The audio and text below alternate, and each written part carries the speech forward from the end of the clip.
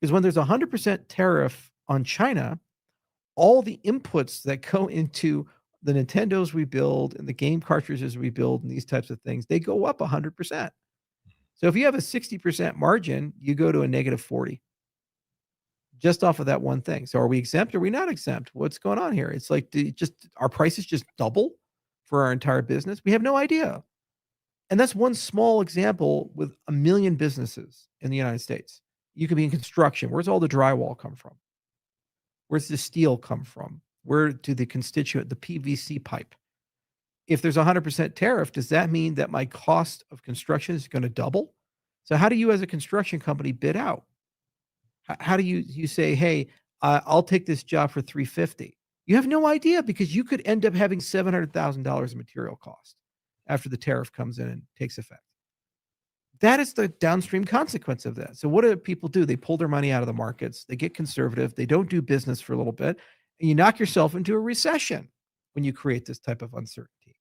So there are prices to pay playing chicken with people. There really are. Now, after you do it, then people price it in and we figure out new ways. And, 6 months to a year, things get better. So if you want to do that, you can do it. But either shit or get off the pot. Right. Okay? Don't pussyfoot with it. You can't be half in, half out, half in, half out. You got to take a step back and you have to say, okay, what is the policy? And within 6 months to a year, we all adapt to the policy. We all live there. Biden sanctioned Russia. You can't do any business with Russia. It was shitty for Europe for a little bit because they bought so much stuff there, like all the oil and things. They figured it out. Now that they got to figure it out, they got to figure it out, right? But it took a year to figure it out. And that's the policy. And so what would have been bad is they're like, okay, this week we sanction Russia and you can't buy oil. Next week you can. This week you can't. Next week you can, because you don't know what the rules are for this entire thing. So that's the broader macro problem with what's going on right now. We just got to get past that. And I think Trump can't do that in 2026 because of the midterms. He can't go blow up the economy. Right. I think what he's going to do is do as much posturing as he can, get it all out of his system, and then he's got to do everything in his power to wax the economy so it looks good for the midterms, so he can keep his political power. So what does that mean? He's got to get the Fed to cut rates, and he's got to do everything in his power, make good trade deals and all this other stuff, get them all signed, get them all done. So worst case scenario, it's going to linger until Q1, but then it's got to stop, and then the economy will get better. So I actually have my own little theory I didn't put anywhere, and you'll probably think I'm crazy and say, Crow, you're crazy.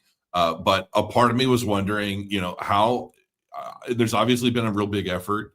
And this is just hypothetical. I know nothing, but I thought it was very interesting that it happened around with this shutdown and the goal being to pay the troops. And I a part of me wondered in the back of my mind, I wonder if this was a way to generate a little capital to pay the troops to buy some time. Because then all of a sudden, after this all happened, then somebody comes out and says, I'm going to go ahead, stop doing this shit. I'll pay for the troops. You don't have to play these games on Twitter and everything else. And, you got this guy over here and that guy over there. The word on the street was that was Elon Musk who made the offer. Every 2 weeks, it's about $8 billion.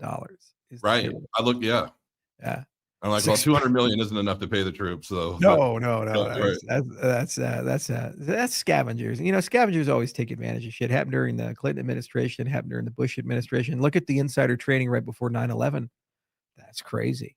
People don't want to talk about that. Yeah, people won't want to talk about that. But if you look it up historically, there was some stuff there. There's some insider trading before the Iraq War.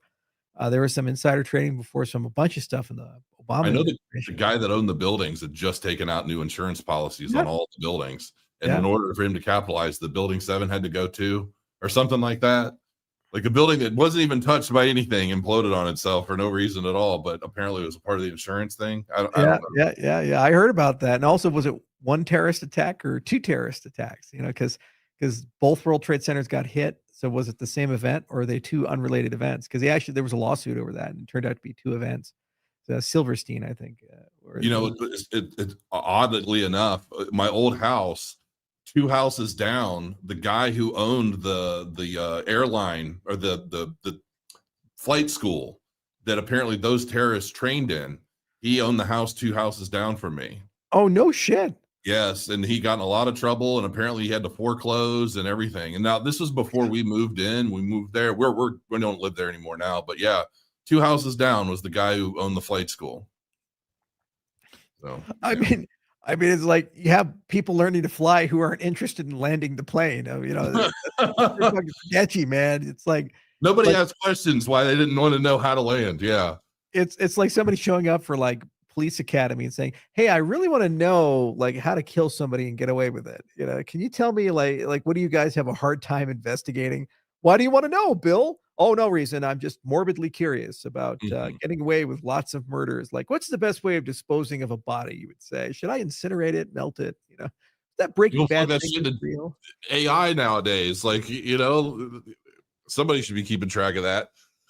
Charles, one last question I'm curious about. And I had a couple others, but I have one more I'm gonna ask you, and then I'll let you go because we've been at it a while. I don't want to keep you too long, but with everything institutional happening, it's obvious that the institutions are kind of pushing the market this time. It's not necessarily retail so much yet.